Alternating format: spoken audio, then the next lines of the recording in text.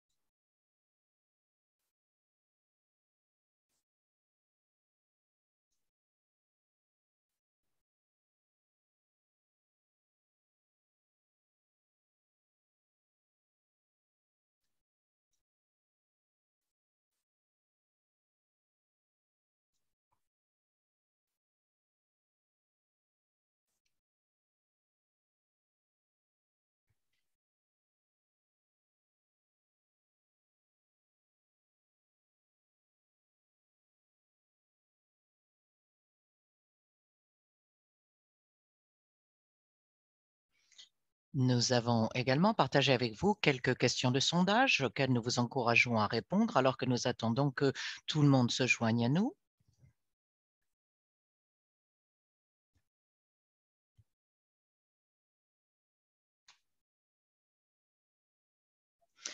Si vous souhaitez lire ces questions en français, la version française va être ajoutée à la fenêtre de chat.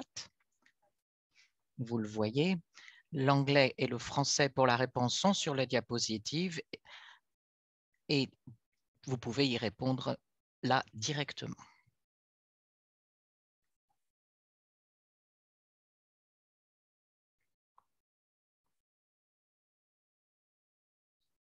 Si vous vous joignez à nous juste maintenant, bienvenue. Prenez un instant pour indiquer qui vous êtes et d'où vous vous joignez à nous dans la fenêtre de chat. Prenez également un instant pour sélectionner une langue. Pour sélectionner une langue, cliquez en bas sur l'icône qui ressemble à une map monde où vous pourrez choisir le canal anglais ou français. Vous pouvez ensuite couper le son du canal original. Nous avons également, pour indiquer quelques questions de sondage auxquelles nous vous encourageons à répondre. Vous verrez sur les diapositives qu'elles sont en anglais, que les réponses sont en anglais et en français. La version française des questions se trouve dans la fenêtre de chat.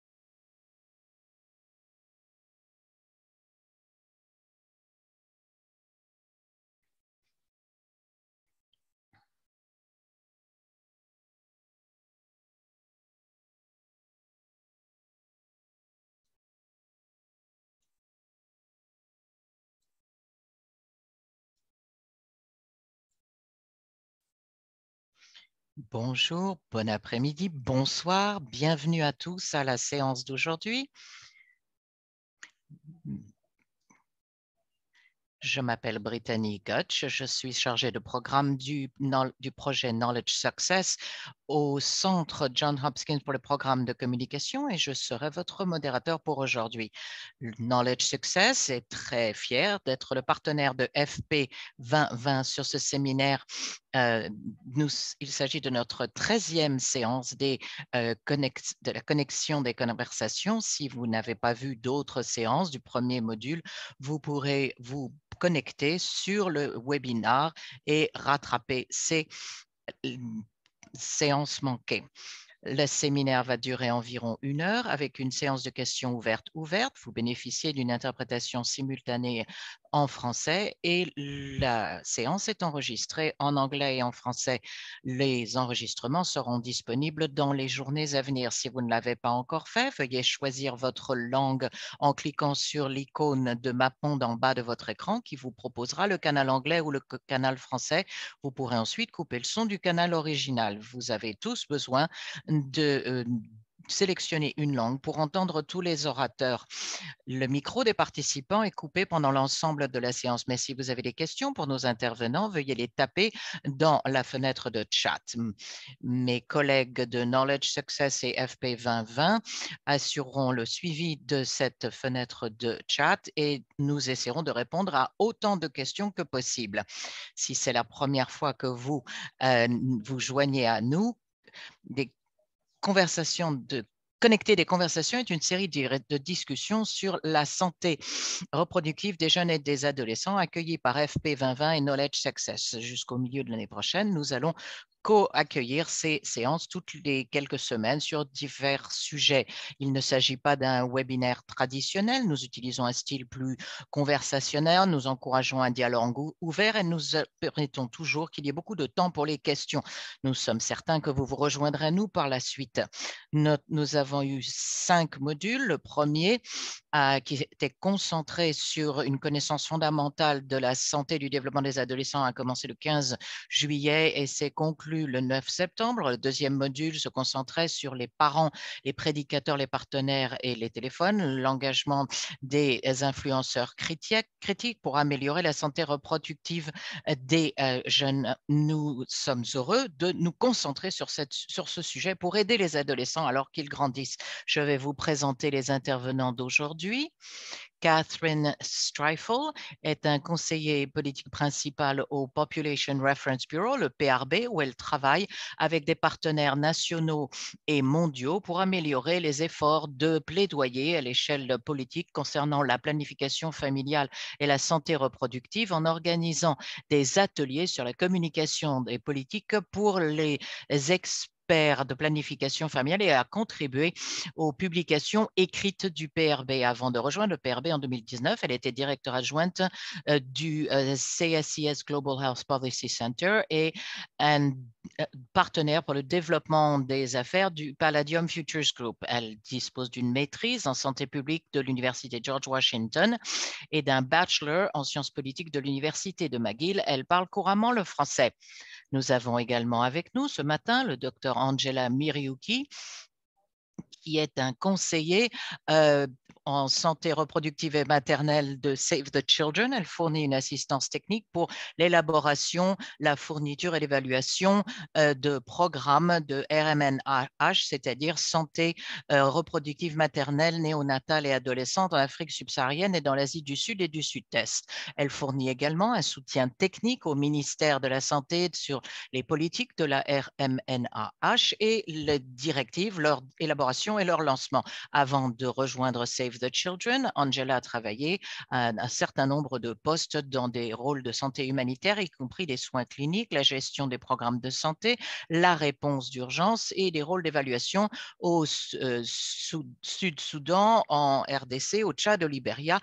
C'est un médecin avec une maîtrise en santé internationale. Nous avons aussi avec nous le docteur Jacqueline Fonquo, qui est un médecin avec 4 années d'expérience de travail clinique. Elle est également le cofondateur et le PDG d'une organisation dirigée par les jeunes qui s'appelle Youth to Youth, Jeunes à Jeunes.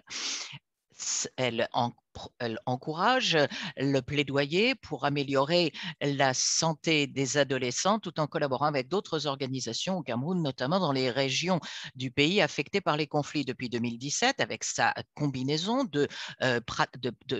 d'expériences cliniques et de pratiques basées sur les communautés. Elle a eu un impact sur plus de 5000 jeunes par le biais de l'échange de connaissances sur la planification familiale et la santé reproductive. Elle est également le point focal pour le Cameroun pour les jeunes de Family Planning 2020, 120-140, la nouvelle génération dirigeant de la nouvelle génération de planification familiale, un fellow du Mandela Washington et un membre de la Société internationale pour le sida. Elle est également coprésidente d'un sous-comité de jeunes pour les conférences internationales sur la planification familiale de 2021. Elle travaille à l'heure actuelle sur le rôle de la technologie pour changer les stéréotypes concernant les adolescents et l'information sur la planification familiale, la santé reproductive et l'accès aux services au Cameroun et au-delà. Bienvenue à toutes les trois.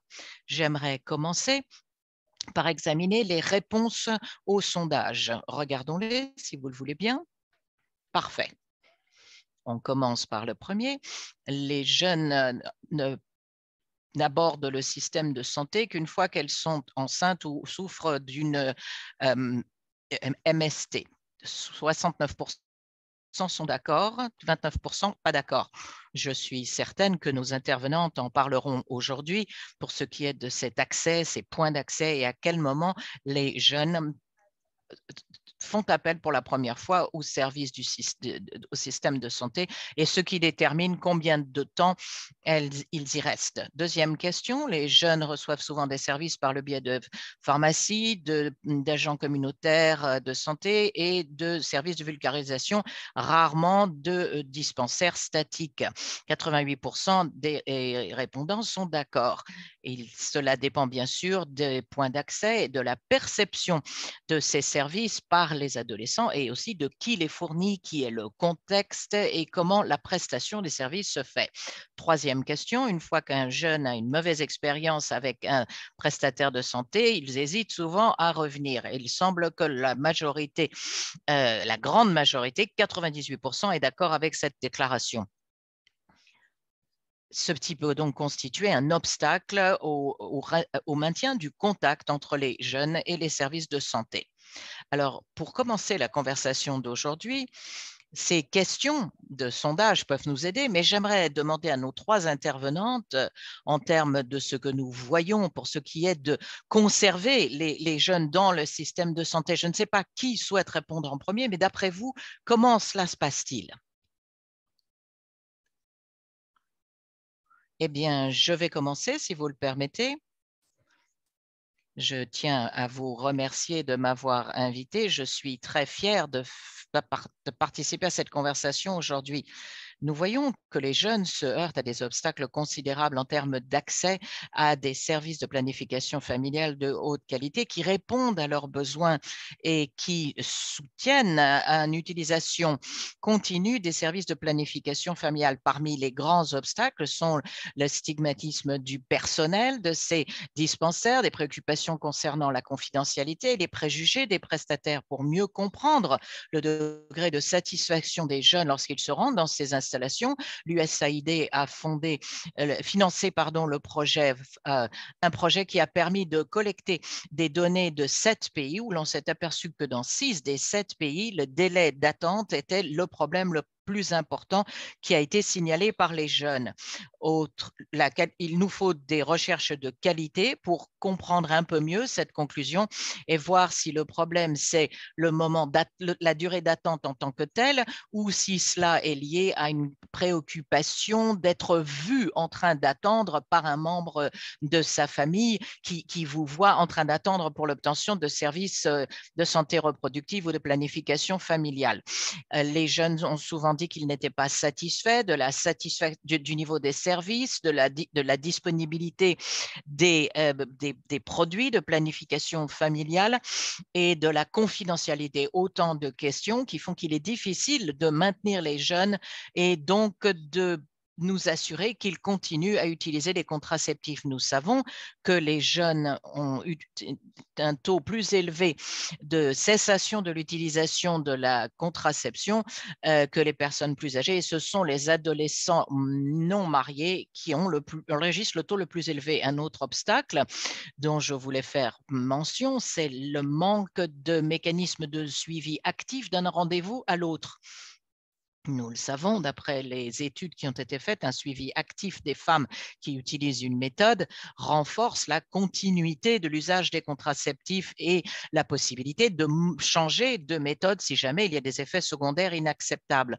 Donc, pour que les jeunes restent dans les systèmes de santé, en plus d'éliminer les obstacles dont j'ai fait mention, les pays devraient envisager la mise en œuvre d'une série de mécanismes de suivi susceptibles d'inclure, par exemple, un appel téléphonique, un texto automatisé, une visite par un prestataire ou l'établissement même d'un téléphone rouge. Je vais m'arrêter là, mais je vous remercie. Très bien. Jacqueline, Angela, vous avez quelque chose à ajouter? Oui, très contente de parler et de dire que je suis d'accord avec Catherine. Merci de m'avoir invitée. Je suis tout à fait d'accord avec Catherine. J'aimerais dire que, en outre, je viens du monde de la santé maternelle et néonatale. Je peux avoir une perspective un peu différente. C'est très intéressant quand nous pensons à l'utilisation des services, non seulement des services de la PFSR ou pour le sida, c'est le contact avec le système de la santé pour les questions des maladies infectieuses, etc. Je pense que ces problèmes de contact nous montrent qu'il y a un échec du système. Quand quelqu'un nous approche pour avoir des services de la PFSR ou pour le VIH, le sida, je pense qu'il y a une opportunité manquée. Si le prestataire peut sensibiliser les individus, si quelqu'un arrive avec la diarrhée, quelqu'un veut avoir des services, veut être traité pour la diarrhée, il faut réfléchir à créer des systèmes de santé qui répondent aux besoins des jeunes et des adolescents. Il faut essayer de comprendre le problème d'un point de vue holistique, d'un point de vue complet. Il faut penser à l'adolescent, il faut penser aux autres facteurs de risque, aux autres résultats, des questions liées à la toxicomanie, à la consommation des substances. Il faut penser d'une façon complète.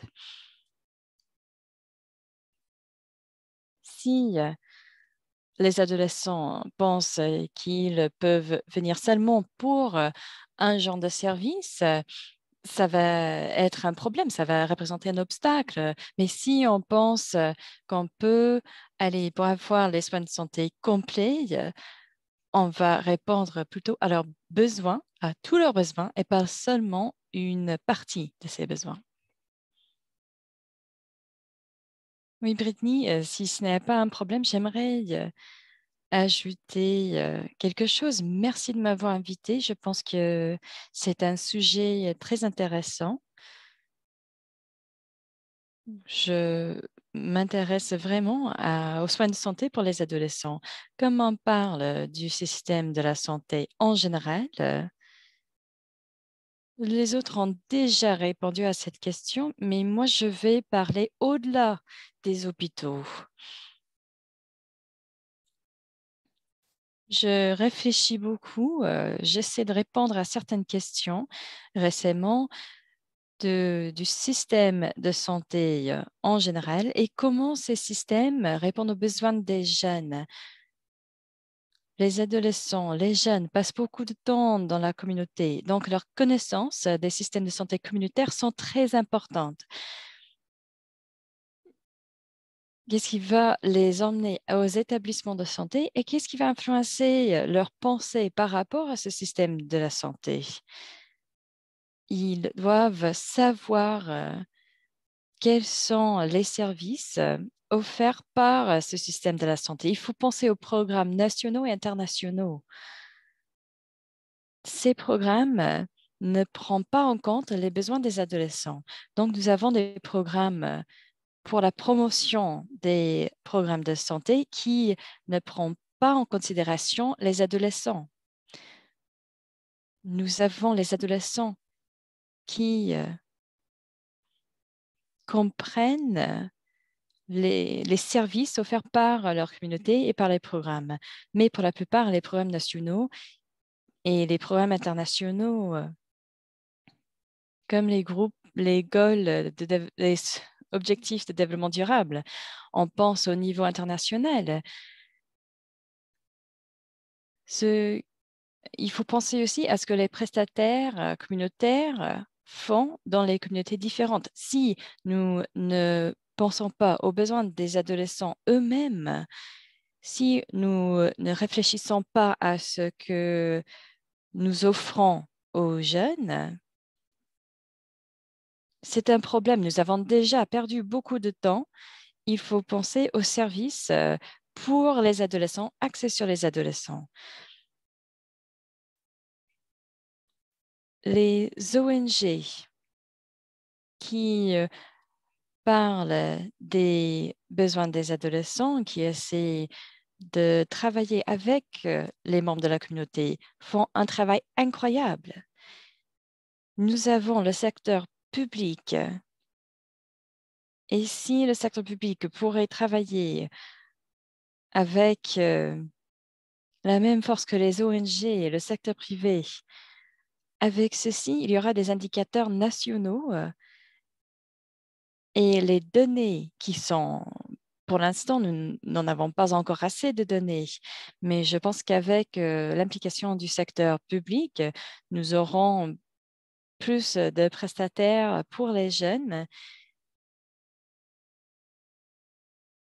qui peuvent répondre aux besoins des adolescents. Voilà pourquoi, pour l'instant, ces prestataires ne font pas un travail axé sur les adolescents. Je pense qu'il faut penser plutôt au système sanitaire globalement. Il faut penser à ce qui se passe dans les hôpitaux, mais aussi des indicateurs nationaux et des programmes qui sont adaptés pour les jeunes. Merci beaucoup. Oui, je pense que vous avez tous soulevé des points très intéressants, surtout si on pense de l'intégration des services différents. Au-delà de la santé reproductive et la planification familiale, mais il faut penser aussi à d'autres services comme les services de santé mentale, la toxicomanie. Il faut parler des autres facteurs qui touchent la communauté. Il faut penser à l'image en grande. Catherine, vous avez quelque chose à ajouter? Ok, très bien. Je pense que quelque chose que j'aimerais souligner était l'anticipation. Catherine, vous avez parlé d'anticiper les besoins des jeunes et de ce qu'on aura besoin plus tard ou à l'avenir. Il faut penser au contexte d'une communauté ou l'arrivée d'un adolescent au système de la santé. Vous avez parlé des obstacles différents, ce que nous envisageons avec les systèmes de la santé. Vous avez parlé des stratégies pour s'attaquer à ces obstacles. Je m'intéresse. Avez-vous quelques exemples de plus des programmes ou des interventions des gouvernements pour assurer qu'un système de la santé reste adapté et que ce système peut anticiper les besoins des jeunes?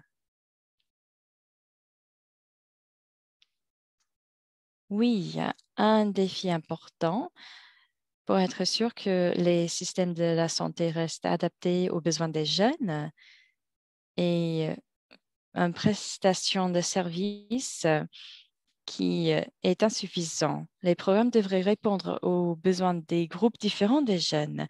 Il ne faut pas penser que c'est un groupe homogène. Nous savons que les besoins de santé reproductive et les préférences pour ces services sont différents entre les groupes des jeunes mariés et non mariés. Il faut penser à la prévention des infections sexuellement transmises. Il faut reconnaître que les jeunes pourraient prendre avantage des informations sur ces services. Il faut aussi parler avec les jeunes de, de prendre du temps entre les enfants. Il faut penser aussi au contexte différent. Les femmes dans des zones rurales doivent faire un long chemin pour avoir accès aux établissements sanitaires. Ces femmes pourraient s'intéresser plus aux méthodes sur le long terme. Il faut aussi penser aux soins adaptés pour les individus. Je pense qu'un exemple des soins axés sur les clients sont des questions sur l'accès. Nous avons parlé de la cessation de l'utilisation de contraception.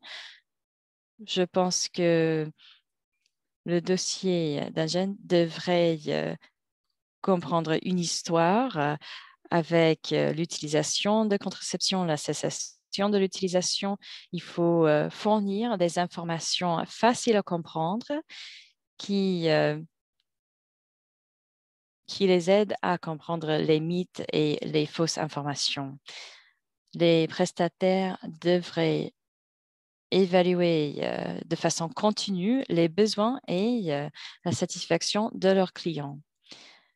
Un dernier point, mais quelque chose de très important. Dans des pays avec une grande population des jeunes, ces jeunes représentent un groupe qui a besoin des ressources, des connaissances et des occasions de travailler en collaboration avec les décideurs pour mieux former le système de la santé. Donc, il faut répondre à leur rétroaction.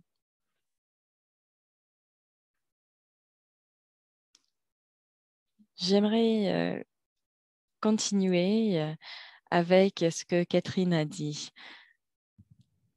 À mon avis, il y a des obstacles comme une manque d'information. Je pense que cela représente une certaine négligence de la part des systèmes de la santé. Et récemment, nous commençons à organiser des discussions, surtout dans le secteur privé. Nous avons lancé ces discussions pour parler du fait que les adolescents font partie de la population mondiale. Mais ce n'est pas seulement ça, mais aussi dans des pays à revenus faibles et intermédiaires, les jeunes représentent la majorité de la population. Les jeunes entre 10 et 19 ans représentent une grande partie de la population dans ces pays. Mais la plupart des lignes budgétaires ne prend pas en compte leurs besoins. Donc, nous avons un montant qui a été mis de côté pour répondre aux besoins de cette population. Voilà quelque chose de bien. Nous voyons du changement progressif.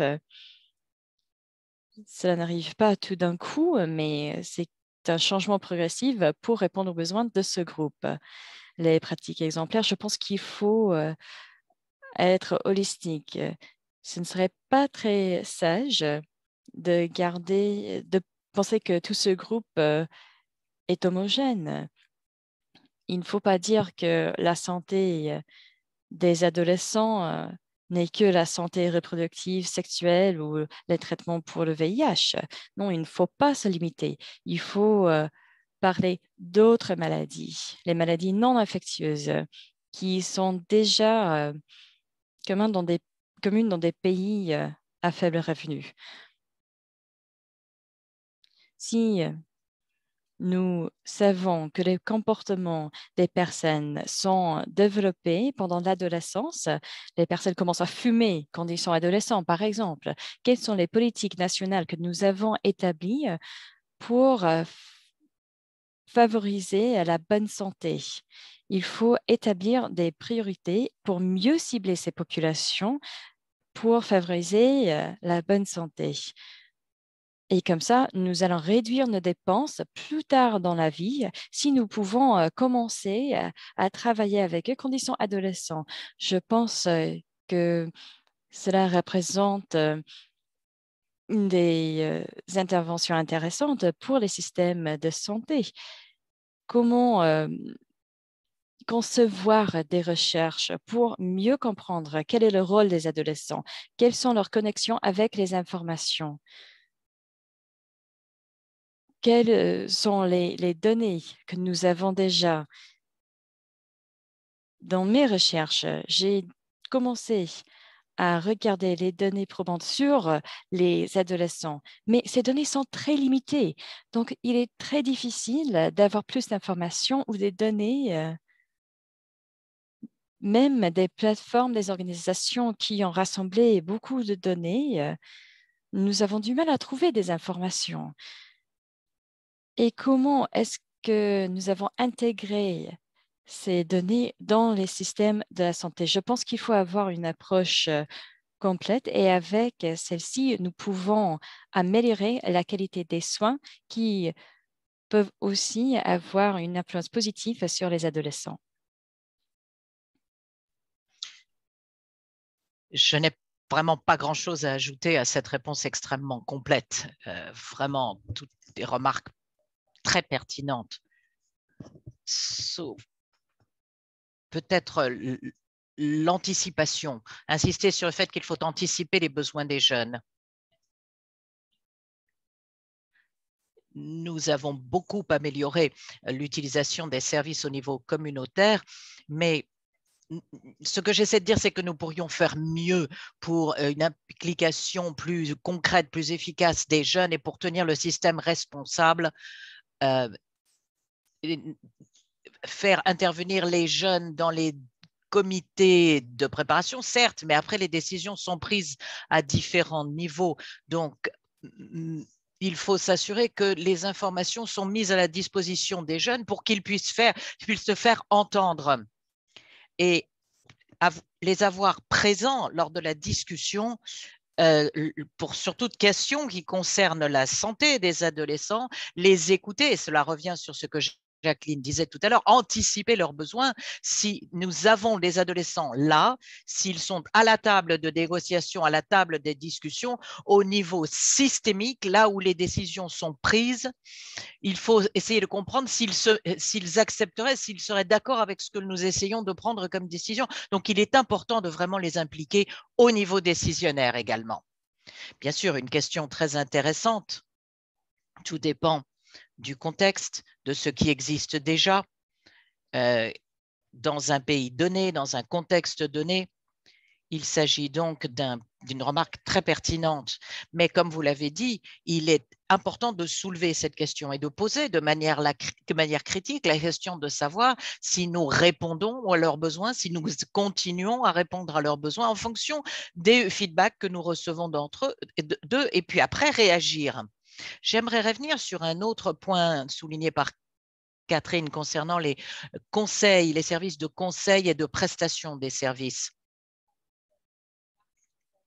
Et la dernière question sur le sondage demandait si un jeune qui a eu une mauvaise expérience avec un prestataire de santé va jamais revenir pour obtenir des services de santé ou se remettre en contact avec le système en général.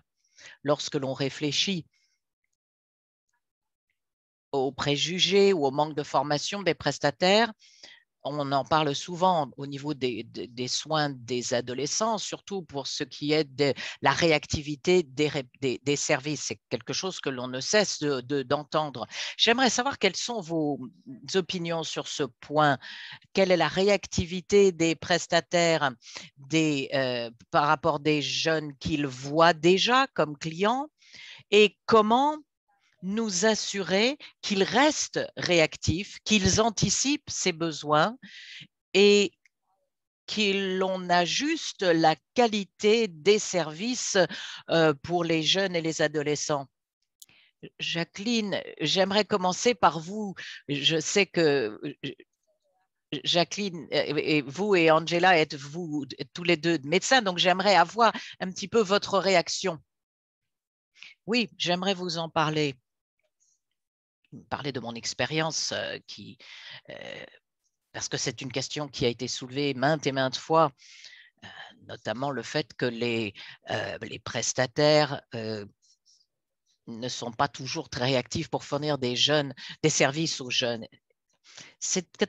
En fait, c'est une question à facettes multiples. On ne peut pas fournir ce qu'on n'a pas. Donc, pendant toute ma formation comme médecin, si je ne reçois pas suffisamment de formation dans des compétences particulières pour fournir des services de santé aux adolescents, plus jeunes ou moins jeunes, je ne vais pas pouvoir fournir ces services, je ne serai pas équipée pour ce faire. Donc, si je n'ai pas cette information et s'il n'y a pas d'éducation médicale continue pendant nos carrières, d'opportunités de remettre à niveau nos compétences, que ce soit au niveau des responsables cliniques et des laborantins, les différents prestataires de services dans les contextes hospitaliers, il faut qu'ils le comprennent. Les jeunes qui viennent dans un centre de santé et qui ont un bon contact avec un généraliste et puis vont au laboratoire et puis ils ont quelqu'un de désagréable ou qui leur dit mais qu'est-ce que vous faites là? Tu pourrais être ma fille, tu n'as pas honte. Cela se fait malheureusement. Et une telle discussion se transforme souvent en une expérience très négative. Donc, il faut que les informations soient positives et cela doit affecter, inclure tous les prestataires à tous les niveaux et prendre en considération les facteurs, les besoins des adolescents. Les prestataires de santé doivent au moins être informés, avoir une certaine sensibilité des indicateurs nationaux. Quels sont les besoins en service des jeunes? Si nous n'avons que des indicateurs trop génériques, nous allons avoir nous avons des indicateurs nationaux qui doivent intégrer non seulement la qualité des services fournis aux adolescents, mais aussi le type de données que l'on ressort des indicateurs et ce que l'on doit utiliser pour créer des statistiques qui nous permettent de nous assurer que les services sont réactifs aux adolescents. Avec ce feedback, si à la fin d'un rendez-vous d'un adolescent, qui qu'il soit, peut dire qu'il a eu une bonne rencontre, c'est excellent. Et puis après, assurer un suivi. Qui, au niveau du système, doit assurer ce suivi? Pour moi, je l'ai vécu à un moment, j'ai dû accompagner une de mes collègues, médecin, qui m'a dit: Jacqueline, tu parles beaucoup de la planification familiale. Est-ce que tu veux bien venir avec moi à ce rendez-vous? Donc, je suis allée avec elle. Et l'infirmière était une vieille dame très chaleureuse qui nous a souhaité la bienvenue. Et elle a commencé à lui dire qu'elle ne devrait pas utiliser de méthode de planification familiale parce qu'elle était là pour avoir des enfants. Il faut C'est difficile, mais si vous n'avez pas un système en place qui cible les gens correctement, ce qui se passe, c'est qu'on peut avoir à un point du système, on risque d'affecter l'ensemble de l'efficacité de nos services. Il faut donc qu'on dispose d'un mécanisme de feedback et d'indicateurs au niveau national qui permettent un suivi et une évaluation qui soient constants. Voilà ce que je voulais dire.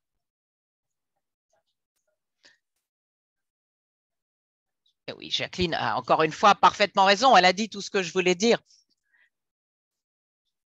Et Jacqueline est très passionnée.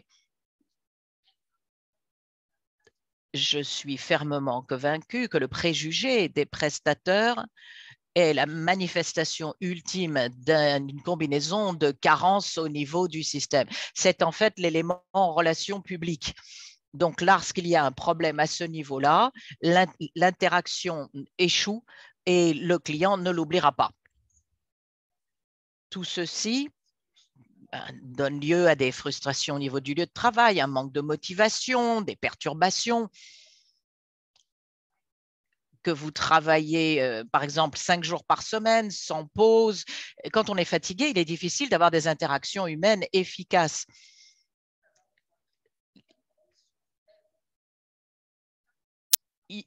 Un élément qui est de plus en plus clair dans les interactions, c'est l'importance des normes sociales. En tant que prestataire, je suis aussi membre d'une communauté.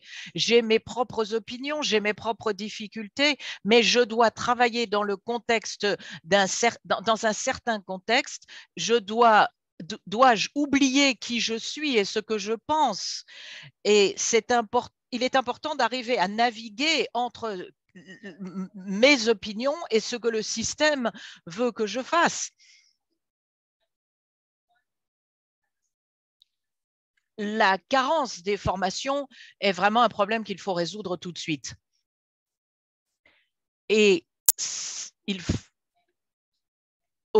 examiner non seulement les compétences cliniques, mais les compétences humaines, les interactions avec les clients.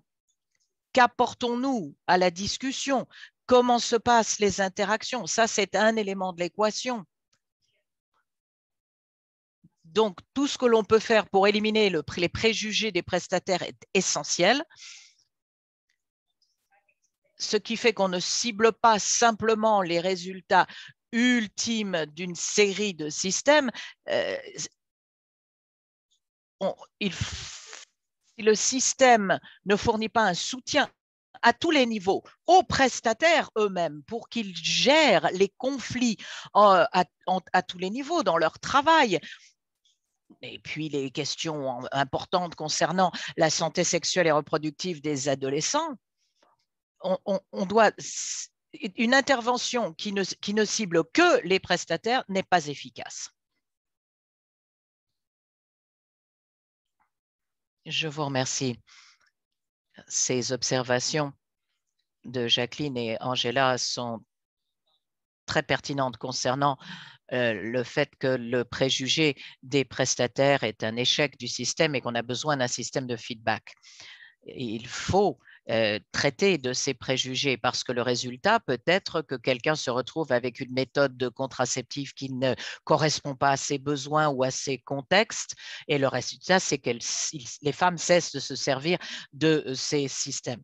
Quelquefois, ces questions sont intégrées dans la loi.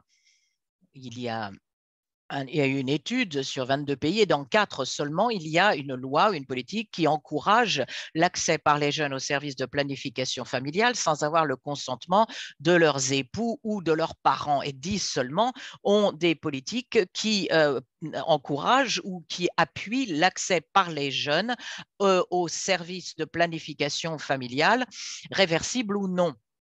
Donc, la question des restrictions, des consentements, des notifications d'autrui, toutes ces questions doivent être examinées et résolues si l'on veut promouvoir l'utilisation des contraceptifs, la continuité de cette utilisation par les jeunes.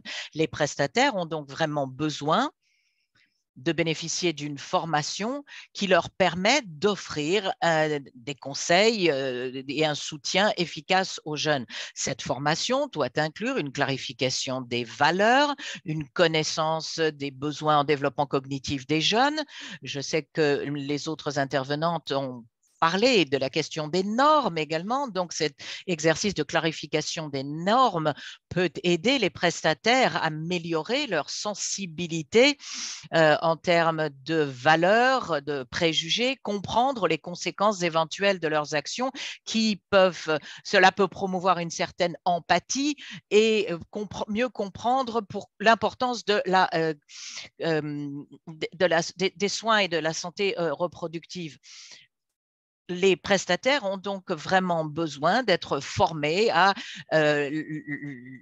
l'entretien avec les jeunes pour comprendre s'ils ont utilisé des contraceptifs auparavant, pourquoi ils veulent s'en servir, qu'est-ce dont ils ont besoin dans leur contexte. Et donner aussi aux clients des informations sur la gestion des effets secondaires, par exemple. Donc, il faut être réactif aux besoins des clients adolescents qui changent au fil du temps, bien sûr. Il faut donc réévaluer les besoins, la satisfaction avec les méthodes des clients et être prêt au fait qu'un client, y compris un jeune, pourrait vouloir changer de méthode et être prêt à les aider à trouver une autre solution qui fonctionnera mieux selon leurs besoins. Comme l'a dit le docteur Muriuki, le prestataire, c'est la dernière personne que va voir et la première personne que va voir l'adolescent quand il arrive dans le dispensaire. Donc, il faut une formation de l'ensemble du personnel parce que cela a un impact sur l'expérience des jeunes. Et la dernière chose que je dirais, c'est étant donné que les jeunes, surtout les jeunes célibataires, préfèrent obtenir des contraceptifs dans le secteur privé et formel, le personnel des pharmacies, des drugstores devrait bénéficier d'une formation quant au soutien qu'ils peuvent fournir. Merci. Merci beaucoup. Je pense que c'est un sujet très intéressant. Nous pouvons parler de ce sujet pendant 1 heure parce qu'il y a beaucoup d'aspects, plusieurs éléments impliqués du cursus, du programme de formation pour les prestataires, même avant d'être certifié comme prestataire. Et après, il y a aussi des questions des systèmes de feedback, ainsi que le contexte et l'environnement dans un établissement sanitaire. Est-ce qu'un jeune va rencontrer quelqu'un qui est ouvert ou est-ce qu'on va rencontrer les infirmiers, les médecins, le personnel de l'établissement sanitaire, etc. Catherine a déjà parlé des questions de politique et les préjugés des prestataires qui sont renforcés par les politiques qui sont liées à la santé reproductive des adolescents et des jeunes. Ces politiques peut-être n'encouragent pas les jeunes à rester dans ce système ou de chercher les services dont ils ont besoin. Angela a dit qu'il faut inviter les jeunes à participer dans la prise de décision, dans les discussions. Il faut inviter les jeunes aux endroits où on prend ces décisions. J'aimerais savoir si quelqu'un d'entre vous sait comment les gouvernements assurent l'implication des jeunes dans la prise des décisions ou les jeunes qui font du plaidoyer pour leur participation dans ces processus. J'aimerais entendre un peu plus sur ces aspects. Un exemple qui me vient à l'esprit est quelque chose que l'équipe des droits de l'enfant à Save the Children a fait. On a essayé de rassembler les groupes d'enfants de plusieurs régions pour discuter des enjeux. Parce que, bien sûr, les jeunes des groupes différents d'âge font face aux problèmes différents liés à la santé reproductive. Et après, ils ont tenu des discussions avec des dirigeants, des députés parlementaires, des membres du gouvernement et des autorités locales. On est allé pour débattre de grandes questions. Ce n'était pas simplement une discussion pour la forme. On a vraiment utilisé ces conversations pour se poser des questions. Et après, on a tenu ces discussions avec des niveaux différents.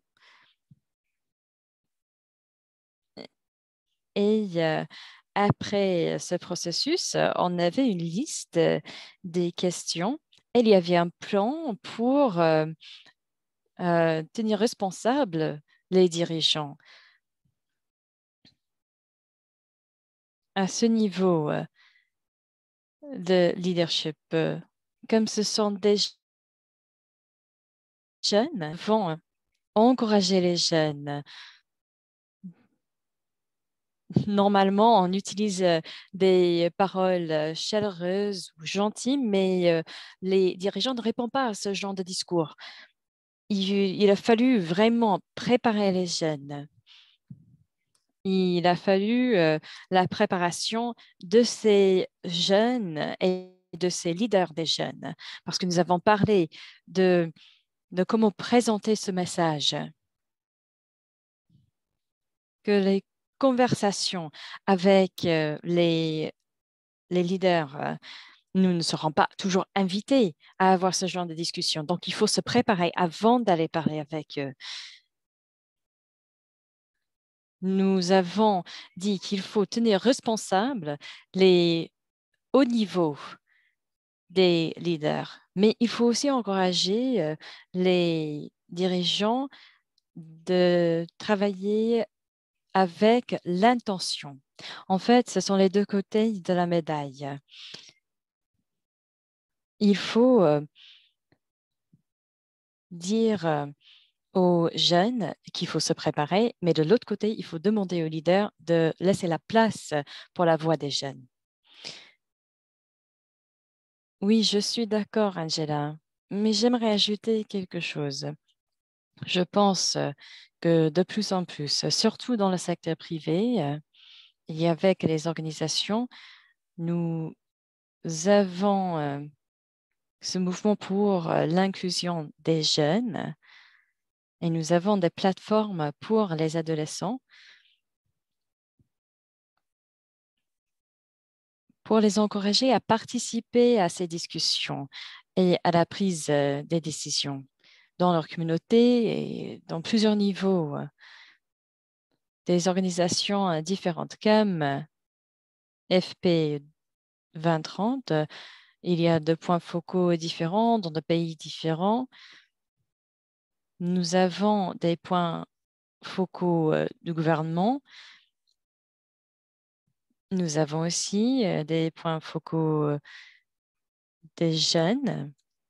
Et le rôle de ces points focaux est de s'engager d'une façon efficace avec des groupes différents des jeunes, des adolescents ou des jeunes, et d'être capable de comprendre ce qui se passe dans ces endroits, de vraiment prendre en compte leur voix, parce que les pays n'ont pas, pour assurer que les pays n'ont pas seulement un paragraphe qui fait mention des jeunes ou des adolescents.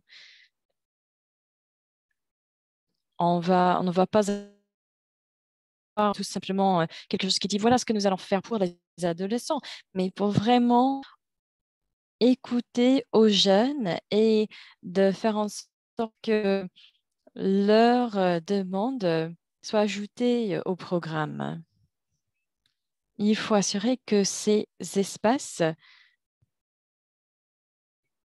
sont des endroits où les jeunes femmes, par exemple les femmes entre 20 et 24 ans, il faut accorder plus d'accès aux jeunes femmes. Il faut assurer que plus de jeunes et d'adolescents entre 15 et 19 ans ont une place à la table. Il faut aussi être sensible aux jeunes.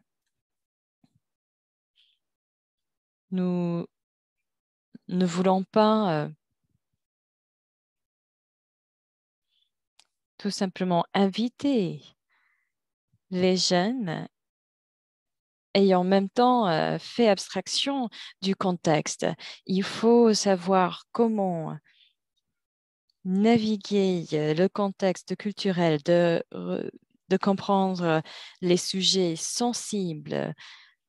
Donc, il faut avoir des formations, du plaidoyer et la préparation pour les jeunes d'accepter ces positions de leadership. Je suis d'accord avec tout ce qu'Angela et Jackie ont dit. La formation pour les chercheurs, pour les plaidoyeurs, de comment utiliser les données et les recherches et de tout traduire en langage qui va encourager la réponse des décideurs et d'utiliser ces données pour renforcer le plaidoyer. C'est très important. Les jeunes chercheurs, les jeunes plaidoyeurs devraient faire partie des preneurs de décision, surtout pour les décisions qui auront une incidence sur leur avenir. Merci beaucoup. Il est très intéressant d'essayer de penser à plusieurs perspectives, d'être sûr qu'on est prêt à faire face au système et qu'on comprend le fonctionnement de ce système, de comprendre qui prend les décisions et les différents niveaux, et aussi l'utilisation des données, l'analyse des données. Beaucoup de membres, beaucoup de professionnels du système de la santé ont des difficultés à utiliser les données ou à partager ces données avec les personnes importantes. C'est quelque chose de très intéressant. Je vais poser une dernière question que nous arrivons à la fin de cette session.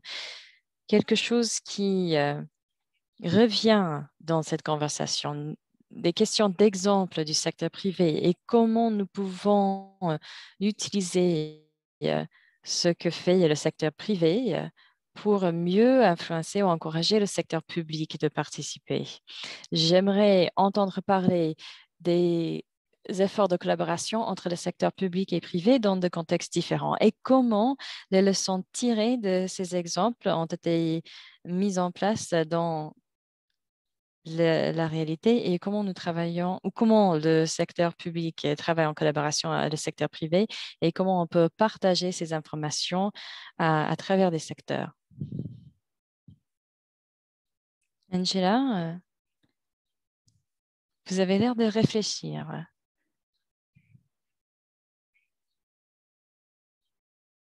Oui, vous avez parlé de la collaboration entre le secteur public et le secteur privé et quelque chose qui me vient à l'esprit était un grand défi de cette collaboration est le partage des données.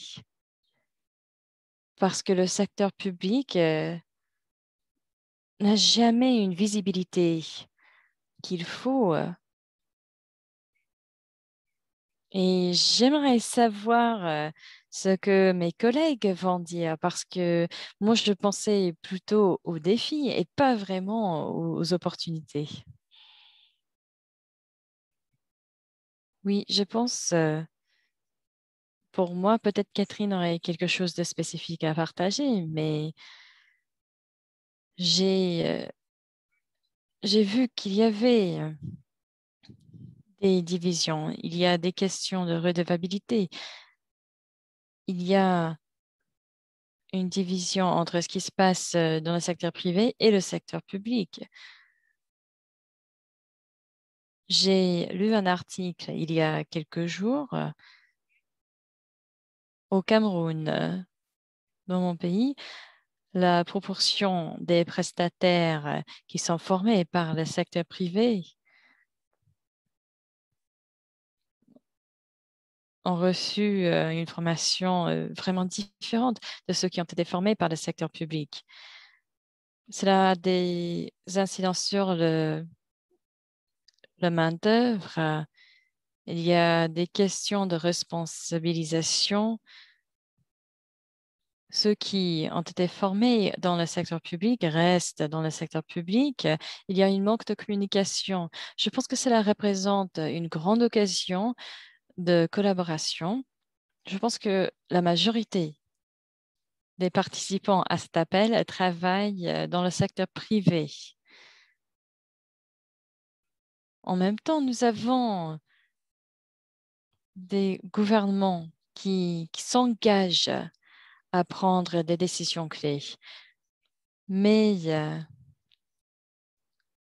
la traduction de ces décisions en pratique en communauté, nous n'avons pas de place pour les bonnes interactions, pour le partage de connaissances, pour un système de feedback. Voilà un problème qui a été identifié. Je ne connais pas de bons exemples, mais je pense qu'il devrait être des endroits où le secteur privé ou avec les partenariats dans le pays, avec FP 2020, je pense que cela crée de la place.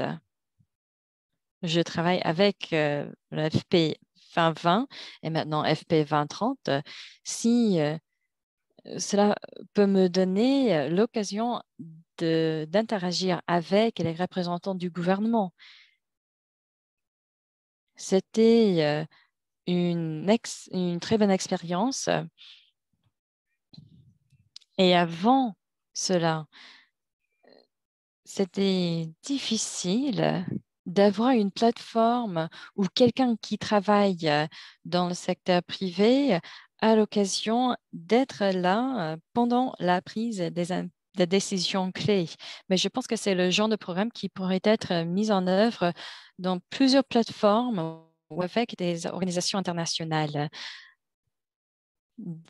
De faire du plaidoyer pour la création de ce genre de plateforme, de rassembler les deux secteurs et cela peut être très utile.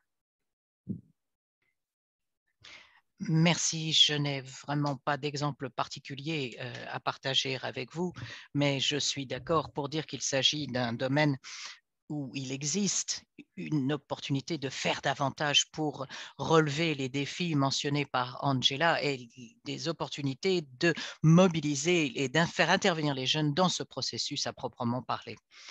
Merci à tous. Nous avons légèrement dépassé les délais qui nous avaient été impartis. Je voulais simplement inviter nos intervenantes à résumer en une phrase ce qu'elles peuvent ressortir, ce qu'elles peuvent tirer de cette séance, donc pour que notre public puisse partir avec une phrase de chacune d'entre vous. Je vais commencer par vous, Angela.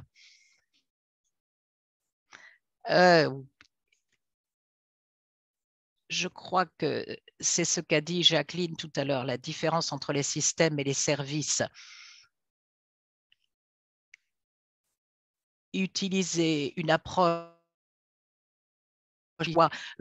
propice, favorable aux jeunes et aux adolescents, mais nous pouvons faire mieux pour ce qui est de la création des systèmes au niveau des. Ceci s'applique au point de prestation de services, les questions concernant les données, la capacité des services, le renforcement des capacités et les défis pour résoudre les problèmes auxquels sont confrontés les jeunes, les adolescents dans le contexte de ces systèmes.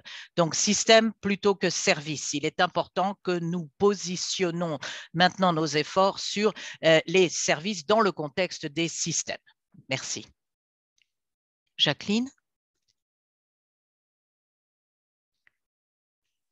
Je vais faire fond sur ce que vient de dire Angela.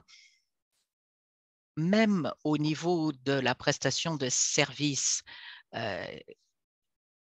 même lorsqu'il s'agit d'une approche conviviale, nous pouvons nous assurer que l'approche est plus réactive au niveau des vaccins, au niveau des médicaments, au niveau des différents produits médicaux, y compris les contraceptifs. Si les entreprises, les sociétés pharmaceutiques peuvent intégrer ce que les adolescents veulent, comment le produit doit être conçu, je crois qu'il y a beaucoup à faire encore quant à la manière dont nous pouvons transmettre ces informations. Mais nous avons besoin d'écouter, d'entendre les jeunes pour adapter, personnaliser les services et les produits en fonction de leurs besoins. Il est essentiel que nous conservions ceci à l'esprit, que ce soit pour les services de santé reproductive, de services de soins du VIH et autres au niveau des communautés. C'est important que nous insistions là-dessus. Merci. Catherine? Pour moi, je crois que ce qui est important, c'est de conserver les jeunes au sein des systèmes, ce qui exige une implication systémique des jeunes et une approche systémique. Merci à toutes et tous de cette discussion absolument passionnante. Merci Angela, Catherine et Jacqueline de vous être jointes à nous et merci à tous et à toutes de vos excellentes questions. Nous allons poster et envoyer l'enregistrement du webinaire d'aujourd'hui. Nous vous encourageons à suivre FP 2030 et Knowledge Success sur les différentes plateformes indiquées à l'écran. Pour poursuivre cette conversation, nous espérons que vous vous joindrez à nous pour la prochaine série de conversations au cours des mois à venir, alors que nous allons continuer à étudier des questions importantes pour la santé sexuelle et reproductive des adolescents. Et les dates de ces conversations vous seront communiquées prochainement. Merci encore Angela, Jacqueline et Catherine de vous être jointes à nous aujourd'hui. Merci à tous et à toutes de cette excellente conversation et à la prochaine fois. Bonne fin de journée.